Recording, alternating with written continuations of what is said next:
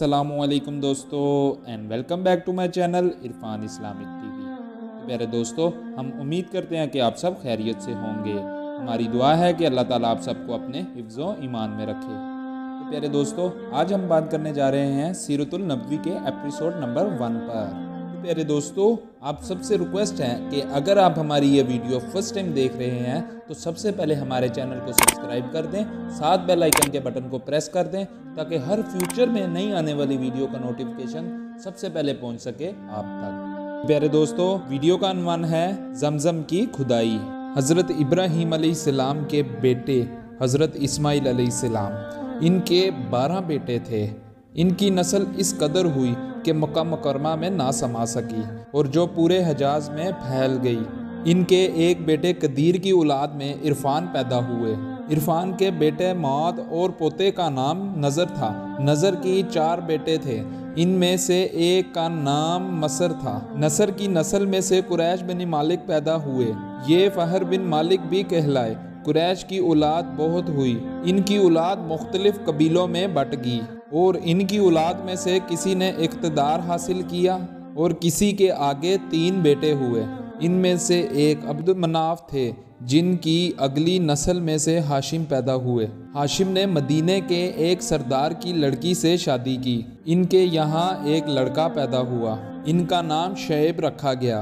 ये पैदा ही हुए थे कि हाशिम का इंतकाल हो गया और इनके भाई मुतलिब मक्का के हाकिम हुए। हाशिम के बेटे मदीना मनवरा में परवरिश पाते रहे।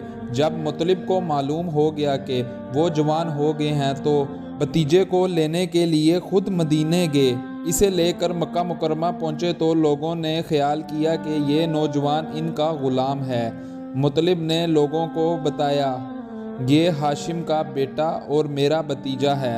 इसके बावजूद लोगों ने इसे मुतलिब का ग़ुलाम ही कहना शुरू कर दिया। इस तरह शेब को अब्दुल मुतलिब ही कहा जाने लगा।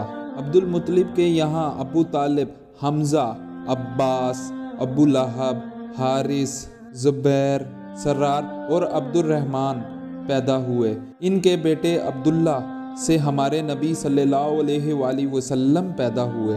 अब्दुल मुतलिब के तमाम बेटों में हज़रत अब्दुल्ला सबसे ज़्यादा खूबसूरत और सबसे ज़्यादा पाक दामन थे।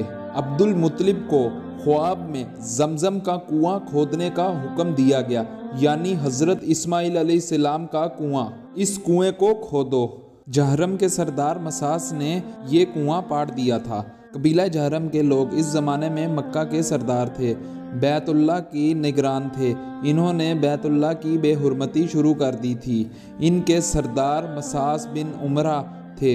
वो अच्छे आदमी थे। इन्होंने अपने कबीले को समझाया कि बैतुल्लाह की बेहुरमती ना करो, मगर इन पर असर ना हुआ। जब इन्होंने देखा कि इन पर कोई असर नहीं हो रहा, इन्होंने इनको छोड़कर जाने का फैसला कर लिया। इन्होंने तमाम मालो दौलत, तलवारें और वगैरह खाना काबा से निकाल कर जमजम के कुएं में डाल दी और मिट्टी से इसको पाड़ दिया। कुआं इससे पहले ही खुश्क हो चुका था और अब इसका नामो निशान ही मिट गया। मुद्दतों ये कुआं बंद पड़ा रहा। इसके बाद खिज़र ने बनु जहरम को वहां से मार भगाया। बनु खिज़र और काजी की सरदारी का ज़माना इस हालत में गुजर गया।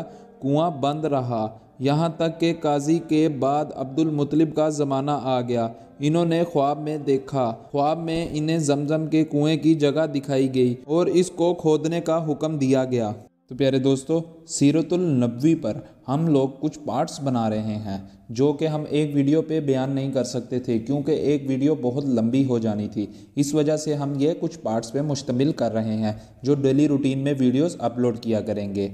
तो प्यारे दोस्तों, अगर आपने हमारा चैनल सब्सक्राइब नहीं किया तो सबसे पहले हमारा चैनल सब्सक्राइब कर लें, साथ बेल आइकन के बटन को प्रेस कर दें ताकि हर फ्यूचर में नए आने वाली वीडियो का नोटिफिकेशन सबसे पहले पहुंच सके आप तक। तो प्यारे दोस्तों, नई वीडियो के साथ मिलेंगे, तब तक के लिए अल्लाह हाफिज़।